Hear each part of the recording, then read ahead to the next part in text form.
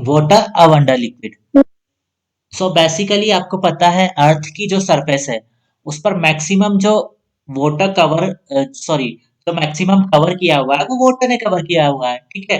अब वाटर तो maximum part में वाटर है, डिफरेंट डिफरेंट ओशियंस में ओनली वाटर ही है। इसके अलावा दूसरे जो आपके पास दूसरे जो सीज है, जैसे कैस्पियन सी हो गया, और रेड सी, वो भी काफी बड़ी वाटर बॉडीज है और वहां पर भी वाटर अवेलेबल है।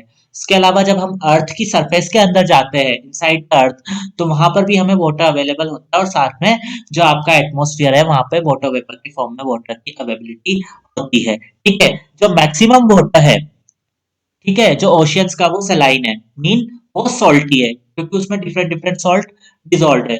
बट जो वाटर हमें कहाँ ग्राउंड पर मिल रहा है, फ्रेश वाटर, वो फ्रेश वाटर है। और वो बेसिकली जो ग्राउंड वाले एरिया पे मिल रहा है वो कहाँ कहाँ मिलता है हमें, रिवर्स में, लेक्स में, पॉन्ड में, और आइस और स्नो के फॉर्म में, जो कि पोल्स पर अवेलेबल है और माउंटेन पर अवेलेबल है। नाउ वाटर वाटर जो की नीड है वो सभी ऑर्गेनिज्म को है। किसके लिए? एक तो सारी लाइफ प्रोसेसेस को परफॉर्म करने के लिए और सेलुलर एक्टिविटीज को परफॉर्म करने के लिए वाटर की नीड होती है। इसलिए हर एक जो क्या है ऑर्गेनिज्म है, उसको सरवाइव करने के लिए अर्थ पर वाटर की नीड होगी होगी। अब क्या कह रखा है यहाँ पर, जो डाइवर्सिटी है किसी भी पर्टिकुलर प्लेस पे, नंबर ऑफ स्पीशीज कितनी फाउंड कर रही है, ठीक है, और साथ में सेम स्पीशीज, एक ही स्पीशीज है, उसके नंबर ऑफ इंडिविजुअल्स कितने अवेलेबल है एक पर्टिकुलर प्लेस पर, ये किस किस पर डिपेंड करेगा, कि वहां पर अमाउंट ऑफ वाटर की अवेलेबिलिटी और टेम्परेचर कितना गेन कर रहा है वो रीजन, और साथ में वहां की सोइल का नेचर क्या है। तो इन सब चीजों से हम क्या है पर्टिकुलर प्लेस पर डाइवर्सिटी को मेंटेन कर सकते हैं। Now water pollution. तो वाटर पॉल्यूशन क्या है बेसिकली, जो हार्मफुल सब्सटेंस है उनको अगर ऐड कर दे या उनका इंक्रीजमेंट हो जाए वाटर बॉडीज में, तो उसे हम वाटर पॉल्यूशन कह देते हैं, ठीक है। अब वाटर पॉल्यूशन जो कोज करता है वो काफी हार्मफुल सब्सटेंसेस जब ऐड हो जाते हैं वाटर में, तब वाटर पॉल्यूशन कोज होता है। तो बेसिकली फार्म्स मीन, जब आप क्रॉप्स की बात कर रहे हैं, एग्रीकल्चर प्रोडक्ट, तो उनमें फर्टिलाइजर्स और पेस्टिसाइड दोनों आते हैं, ठीक है। जो सीवेज आ रहा है टाउन से, वो भी उसमें आ रहा है, cities and factories, okay. Cities, जो बड़ी बड़ी सिटीज है, तो वहां पर भी वो वाटर पोल्यूशन को क्रिएट करती है, बिकॉज वहां पर वेस्टेज काफी ज्यादा निकलता है, और फैक्ट्रीज का वेस्टेज, हार्मफुल केमिकल सब्सटेंसेस और हार्मफुल केमिकल्स फ्रॉम फैक्ट्रीज, और डिजीज कॉजिंग माइक्रो ऑर्गेनिज्म। और कुछ माइक्रो ऑर्गेनिज्म ऐसे होते हैं जो डिजीज कोज करते हैं, वो भी क्या है कभी कभी वाटर में बहुत ज्यादा इंक्रीजमेंट हो जाता है, ठीक है। So they change in amount of oxygen dissolve in water, और change in the temperature of water. तो ये सभी सब्सटेंस क्या करते हैं, दो पर्टिकुलर चीजें करते हैं ये वाटर में। एक तो क्या करते हैं वाटर में, जो ऑक्सीजन डिजॉल्व है उसके अमाउंट को चेंज कर देते हैं, साथ में क्या कर देते हैं, change in temperature of water, और साथ में वाटर का टेम्परेचर चेंज कर देते हैं, तो वहां पर पॉल्यूशन क्रिएट हो जाता है। अब आप कहोगे कि ये ऑक्सीजन का लेवल कैसे चेंज हो जाता है, ठीक है। तो एक पर्टिकुलर इसका एग्जांपल दे रहा हूं मैं, एक माइक्रो ऑर्गेनिज्म होता है हमारे पास, ठीक है, ब्लू ग्रीन एल्गी टाइप का होता है, वो माइक्रो ऑर्गेनिज्म है, ठीक है। तो वहां पर क्या है, एक पर्टिकुलर जो एल्गी है वो बहुत ज्यादा अमाउंट में क्या है आपके वाटर बॉडीज में ग्रो कर जाएगा, तब वो बहुत ज्यादा अमाउंट में ग्रो कर जाएगा, तो आपको पता है algae is a example of plant, है ना, एक टाइप का प्लांट ही है वो। तो वहां पर क्या करता है वो बहुत ज्यादा यस। मतलब, हाँ, फोटोसिंथेसिस करेगा, बहुत ज्यादा फोटोसिंथेसिस करेगा, तो क्या है अमाउंट ऑफ ऑक्सीजन वहां पर क्या है चेंज हो जाएगा, बिकॉज अब क्या है ऑक्सीजन की अवेलेबिलिटी ज्यादा हो जाएगी वाटर में, बिकॉज वो क्या है बहुत ज्यादा फोटोसिंथेसिस कर रहा है, और फोटोसिंथेसिस कर रहा है तो वो कार्बन डाइऑक्साइड को गेन करके सीओ टू को गेन करके ऑक्सीजन रिलीज कर रहा है, तो वहां पर क्या है ऑक्सीजन का अमाउंट बढ़ जाएगा। तो ये इस तरह से change in the amount of oxygen हो जाता है that is dissolved in water, और there could be change in temperature. और ये जो डिफरेंट डिफरेंट आपके पास सब्सटेंस आ रहे हैं, लाइक फैक्ट्रीज का जो वेस्टेज है, कभी कभी हम क्या है फैक्ट्री के जो वेस्टेज निकलते हैं, केमिकल्स निकलते हैं, उनका टेम्परेचर काफी ज्यादा हाई होता है, तो वो भी वहां जाकर क्या करते हैं उसके टेम्परेचर को राइज कर देते हैं, और इस तरह से ये सभी सब्सटेंस क्या करते हैं वाटर पॉल्यूशन को कोज करते हैं आपके वाटर बॉडीज में। Now next natural resource is soil. Okay, तो आपको पता है सॉइल बेसिकली क्या है? जो आपकी क्रस्ट वाला part is upper most part of the earth is known as soil, उसको ही हम सॉइल बोलते हैं बेसिकली। ठीक है, और सॉइल क्यों नीडेड है? बिकॉज सॉइल में क्या होते हैं, सभी जो प्लांट्स है वो सॉइल पर ही ग्रो कर सकते हैं। That's why soil is also important for us. Now formation of soil. Soil बनती कैसे है basically? Soil is formed by the breaking of rocks on the surface of the earth by physical, chemical and biological processes। तो soil के formation के लिए क्या है? जो rocks है हमारी अर्थ पर, उनकी क्या होती है? ब्रेक, वो ब्रेक कर जाती है। ठीक है, अब वो क्या है? डिफरेंट डिफरेंट, वो कई तरीकों से ब्रेक कर सकती है। It could be physical method, it could be chemical और बायोलॉजिकल प्रोसेस। तो ये तीनों ही मेथड से ब्रेक डाउन हो सकती है जो डिफरेंट डिफरेंट रॉक्स है। तो अब हम यहाँ देखेंगे कि किस तरह से ये डिफरेंट डिफरेंट मेथड से ब्रेक डाउन होती है। तो पहले देखते हैं द सन। फिजिकल मेथड देख लेते हैं हम। The sun heats the rock during the day and the rock expand and at night the rocks cool and contracts. आपको पता है जहां पर बहुत ज्यादा हीट होती है, ठीक है, तो सन क्या करता है? डे टाइम पर उस रॉक को हीट कर देता है। अब आपको बताना है जब हम किसी भी ऑब्जेक्ट को हीट करते हैं तो बेसिकली वहां पर पार्टिकल्स में होता क्या है? बताओ। जब हम किसी भी So can you repeat your question? whenever we are heating any substance, okay, what is the result in the particle of that substance? उस जिन पार्टिकल्स से वो Direct बना हुआ है। expand. जाने लग जाते क्या कह हैं रहे सर, हैं आप? पार्टिकल दूर जाने लगते हैं। Direct expand. हाँ, पार्टिकल विल एक्सपेंड। पार्टिकल क्या है? एक्सपेंड करेंगे, एक्सपेंड कर जाएंगे। तो पार्टिकल है ना, वो एक्सपेंड कर जाएंगे। ठीक है, मीन पार्टिकल्स में जो डिस्टेंस है वो थोड़ी बढ़ जाएगी हीट की वजह से। तो यहाँ पर वही कह रहे हैं, सन हीट कर रहा है रॉक्स को ड्यूरिंग डे टाइम और रॉक्स एक्सपेंड। तो रॉक्स क्यों एक्सपेंड हुई? क्योंकि उनके पार्टिकल्स एक्सपेंड हुए थे। And at night the rocks cool, और रात में जब क्या है, सनलाइट गई तो रॉक कूल होगी और वापस से क्या है, कॉन्ट्रैक्ट कर जाएगी। This causes the rock to crack and break into smaller pieces. और इसकी वजह से क्या है, जब ऐसा होगा तो रॉक में क्रैक आ जाएंगे। रॉक में क्या हो जाएंगे? क्रैक, दरारें जो दिखाई देती है ना आपको, कभी कभी रॉक्स, रॉक देखिए आपने तो उनके अंदर आपको क्रैक दिखाई देते हैं। तो वो क्रैक क्या है? इसी फिनोमिना के थ्रू होते हैं कि वो दिन में क्या है, काफी हीट कर जाती है और रात में जब कूल होके वो क्या करेगी, कॉन्ट्रैक्ट होगी, तो वहां पर क्रैक आ जाएंगे। और वो क्रैक के बाद क्या हो जाएगी, the break into smaller pieces, और वो धीरे धीरे छोटे छोटे पीसेस में डिवाइड हो जाएगी। सेकंड एग्जांपल देखते हैं हम फॉर्मेशन ऑफ सॉइल का। Water enters the crack in the rocks and when water freezes it expends and causes the crack in the rocks to widen and break into smaller pieces। Second ये बता रखा है कि इनमें क्या है, water enter कर जाता है इन रॉक्स में।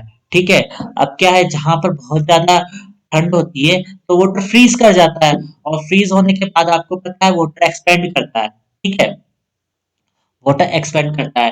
क्या रीजन है बताओ कि जो आइस है वो वाटर पर फ्लोट करती है? सर उसकी डेंसिटी वाटर से कम होती है। हाँ हाँ, बिकॉज आइस की जो डेंसिटी है वो क्या है, वाटर से कम, थोड़ी लेस है। That's why ice floats on water. तो यहाँ पर बेसिकली क्या है, जब फ्रीज हो जाएगी तो वो एक्सपेंड करेगा।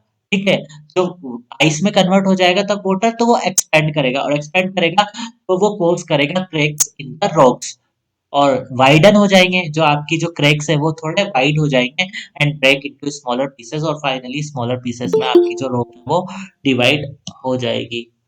One second.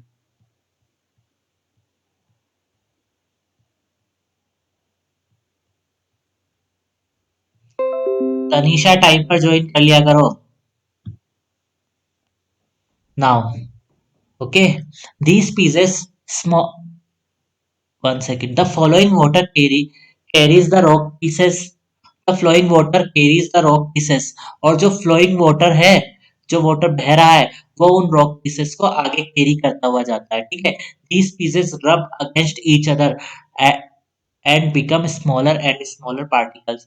और ये जो pieces है ना, जो ब्रेक डाउन हुआ है रोक का, वो पीस क्या करेंगे, रब करेंगे एक दूसरे से और क्या है becomes smaller and smaller particles और बहुत ज्यादा स्मॉल पार्टिकल्स में कन्वर्ट होते जाएंगे। जैसे कि आपने यहाँ पर रिवर्स में देखा होगा, रिवर्स में आपने देखा होगा कि आपको कई सारे जो है सैंड दिखाई देती है। पहला तो क्या है, जब वो प्लेन्स में जाती है, रिवर जब कहाँ से माउंटेन से प्लेन में जाती है तो प्लेन में आपको क्या दिखाई देती है, उसके चारों तरफ सैंड दिखाई देती है उसके शोर पर, है ना। जो बैंक होते हैं, रिवर बैंक होते हैं, वहां पर आपको क्या दिखाई देती है, सैंड। वो सैंड बेसिकली बनती क्या है, जब आप ऊपर की तरफ देखेंगे, जब आप माउंटेन्स पे रहेंगे तब आप देखते होंगे तो आपको बड़े बड़े क्या है वहां पर स्टोन्स दिखाई देते हैं, वो रॉक के पीसेस दिखाई देते हैं। अब वो पीसेस क्या करते हैं, बिकॉज ग्रेविटेशन है नीचे की तरफ और वाटर फ्लो भी हो रहा है, ठीक है, वाटर फ्लो हो रहा है, ग्रेविटेशन है तो वो वहां रुके रहेंगे। बट वाटर फ्लो हो रहा है तो वो उनमें क्या होगा, कोस करेगा वहां पर स्लाइडिंग को, और वो नीचे की तरफ क्या है ट्रेवल करेंगे। जब वो एक दूसरे से इस तरह से ट्रेवल करते हुए एक दूसरे से क्या करते हैं, रब करते हैं, तो बेसिकली वहां क्या है उनकी साइज क्या है छोटी होती चली जाती है और वो फाइनली सैंड में कन्वर्ट हो जाते हैं प्लेन्स में जा करके, ठीक है।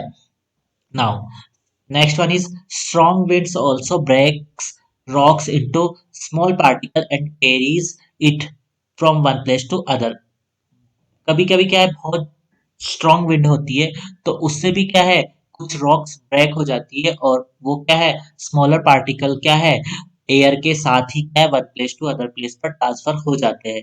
नेक्स्ट है the roots of large trees grows into the cracks in the rocks and breaks it into smaller pieces। आपने देखा होगा कई बार वहां पर सोइल नहीं होती बट फिर भी जो प्लांट्स है उनकी रूट वहां पर एक रॉक के ऊपर ही लगी हुई होती है, और आप देखते हैं कि जो रॉक के अंदर क्रैक्स होते हैं तो कभी कभी जो रूट होती है वो क्रैक के अंदर चली जाती है और क्रैक को वाइडर करती रहती है और फाइनली उस रॉक को क्या कर देती है स्मॉलर पीसेस में डिवाइड कर देती है, ठीक है। नेक्स्ट है lichen which grow on rock produce some substance which cause the rock surface to powder and become soil. Lichen आप सबने देखे होंगे, लाइकेन जानते हो क्या होते हैं basically, what do you understand by lichen, lichen भी बोल देते हैं इसको, किसी को नहीं पता, आवाज तो आ रही है ना मेरी, ये बोल दो कि वॉइस तो आ रही है ना, Yes, sir. Wow. वॉइस आ रही है ना, तो लाइकेन और लिचेन भी बोल देते हैं इसको बहुत सी The bar. sun is also not visible. Sir, sun is also not visible. Screen is not visible Sir, again. it is a organism. Sir ये जो दीवार पे लगती है No, sir. काई सर काई आई थिंक सो काई, काई तो एल्गी होती है, काई जो होती है बच्चों वो एल्गी होती है, ठीक है। आपने यहाँ पर प्लांट्स देखे ना आपके चारों सर तरफ, हाँ बताओ, yes. Sir I think it's an organism that emerges from algae uh, and it among the filaments of the fungi. हाँ, basically it is a mixture of algae and fungi, ठीक है। तो लाइकेन क्या है, lichen you can say it lichen और lichen.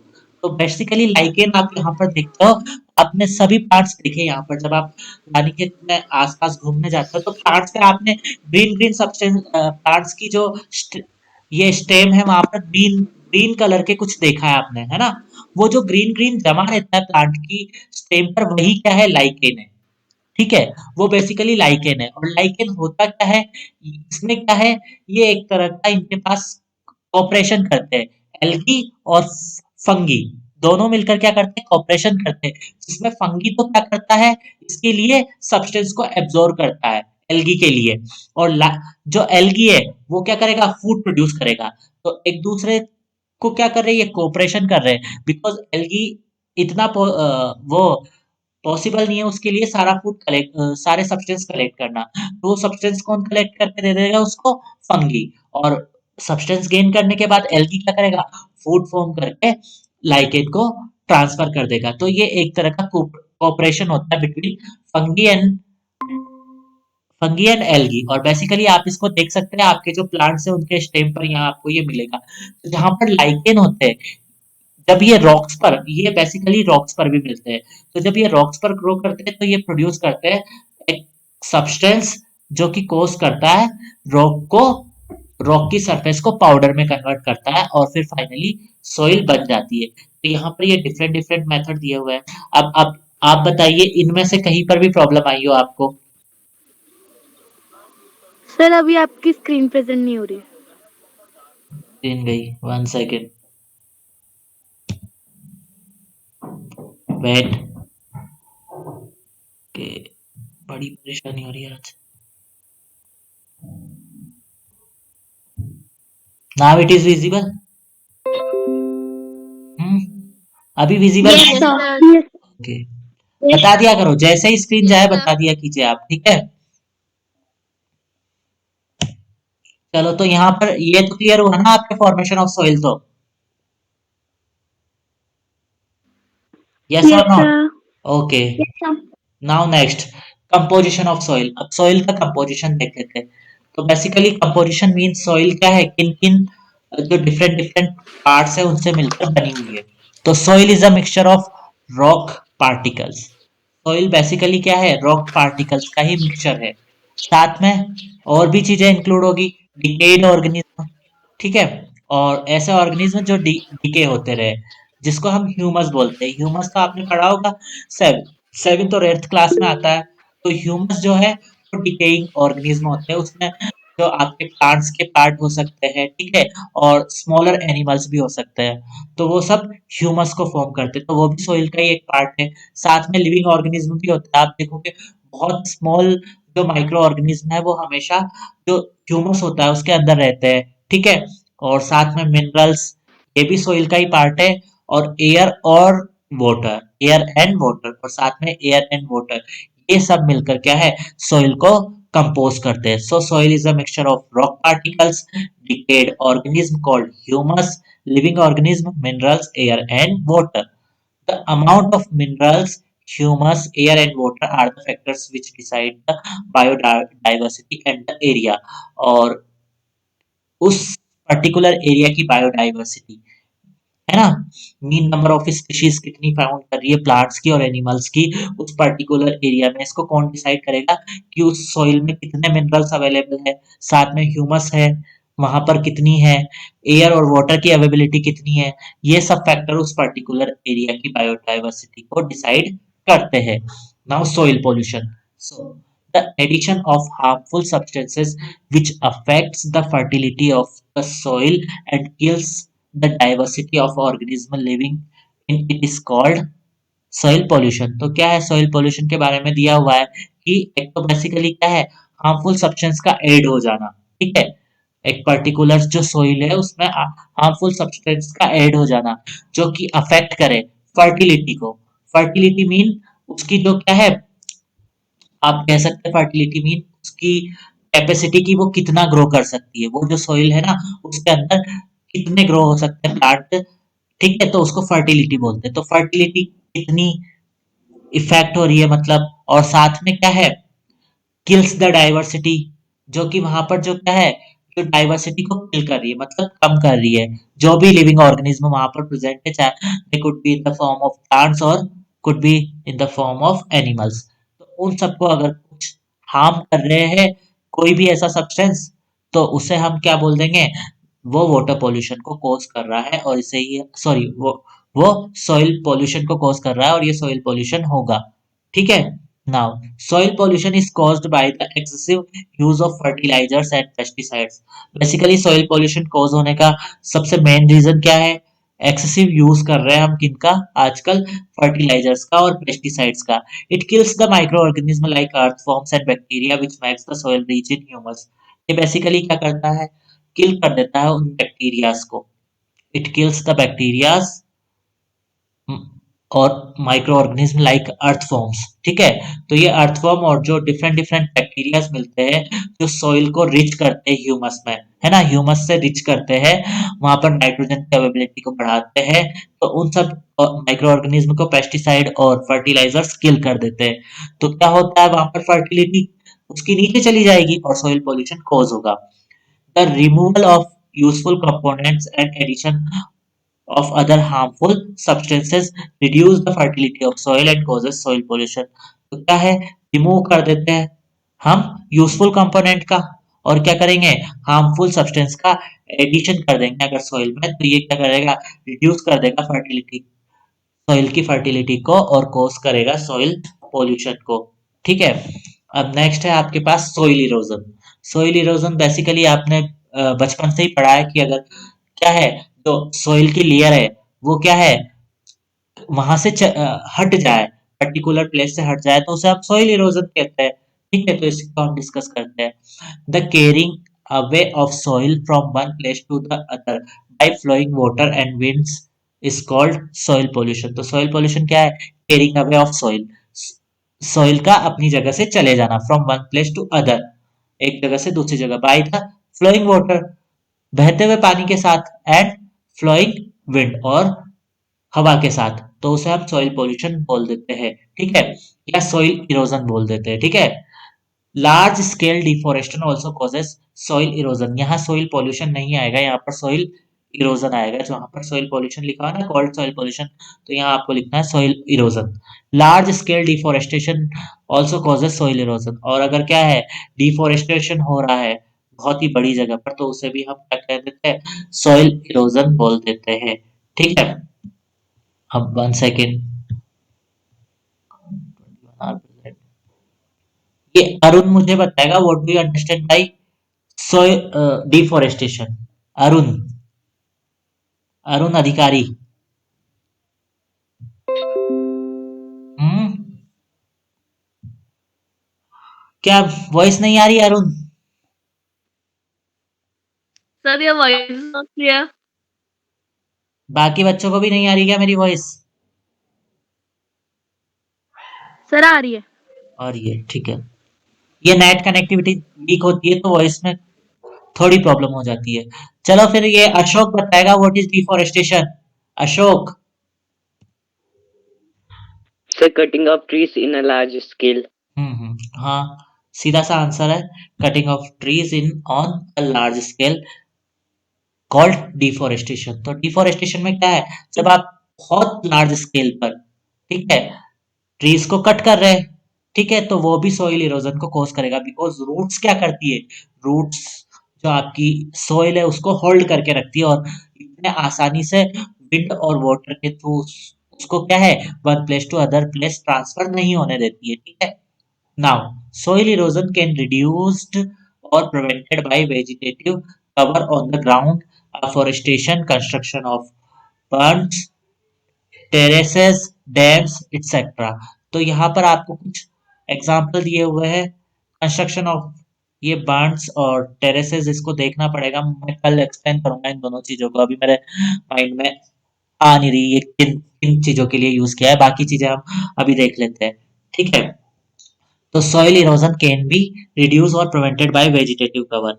इसको कैसे हम कंट्रोल कर सकते हैं कि आप क्या करें, वेजिटेटिव कवर कर दें, मतलब जो आपकी ग्रास उगा दे। वेजिटेटिव कवर मीन का मतलब ग्रास लगा दी आपने, जो ग्राउंड है उसके ऊपर अगर आप सब जगह ग्रास लगा दी, तो ग्रास से क्या होगा, ग्रास उसको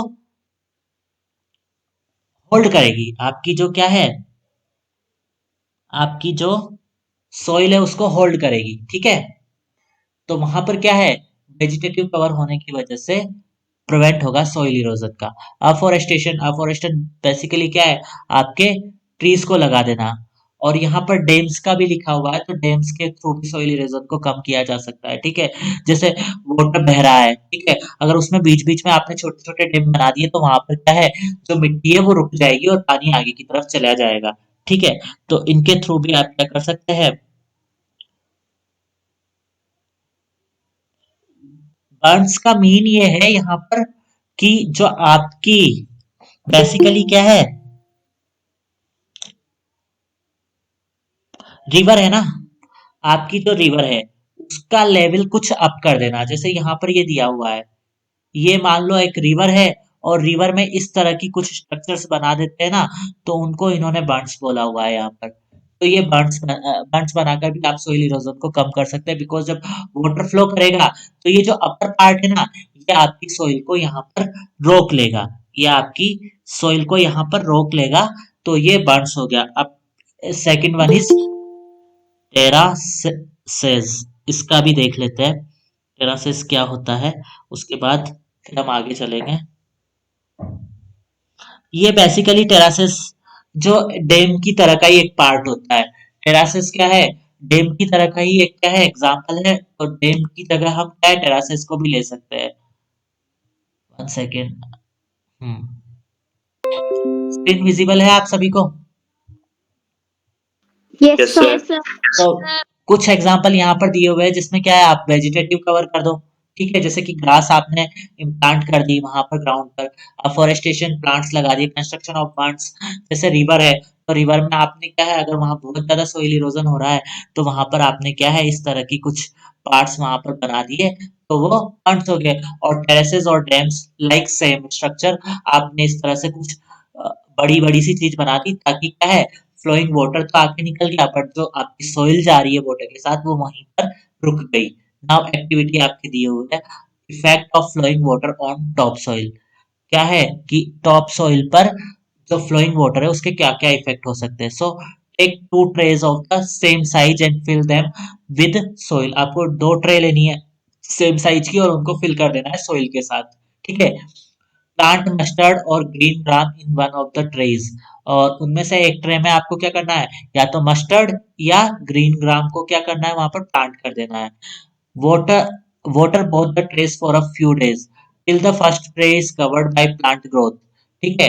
अब दोनों ही ट्रे को आपको क्या है वाटर वाटर प्रोवाइड करवाना है, ठीक है। और कब तक देना है जब तक कि first tray is covered by plant growth, जब तक कि फर्स्ट ट्रे में आपको प्लांट्स की ग्रोथ दिखने ना लगे, ठीक है। The tilt then tilt both the trays at the same angle, यहाँ पर टिल्ट है ये, देन है टिल्ट और सेम एंगल है ये। तो फिर उसके बाद क्या करना है आपको टिल्ट कर देना है दोनों ही ट्रे को सेम एंगल पर। टिल्ट मतलब आपको क्या करना है थोड़ा सा मोड़ देना है, किसी भी एंगल पर उसको मोड़ देना है। Pour equal amount of water gently on both the trays, और दोनों जो ट्रेज है उन पर क्या है सेम अमाउंट ऑफ वाटर आपको क्या है डालना है। More soil is carried out the tray which did not have plant growth, और उसमें देखोगे आप जिस ट्रे पर प्लांट ग्रो नहीं कर रहे वहां पर ज्यादा अमाउंट ऑफ सोइल क्या है रिड्यूस होगा एज कम्पेयर टू दैट जिस पर आपने प्लांट ग्रो किया हुआ है, ठीक है। This shows that vegetative cover reduce the soil erosion, और इससे आपको क्या पता लग रहा है कि जब आपने वेजिटेटिव कवर कर दिया सोइल पर तो वो सोइल कम इरोड होगी, बिकॉज क्या है जो उसकी रूट्स है या वेजिटेटिव कवर है वो होल्ड कर लेगा आपकी जो सोइल है उसको, ठीक है। तो ये एक्टिविटी थी। अब यहाँ तक क्लियर हुआ आज? किसी को प्रॉब्लम?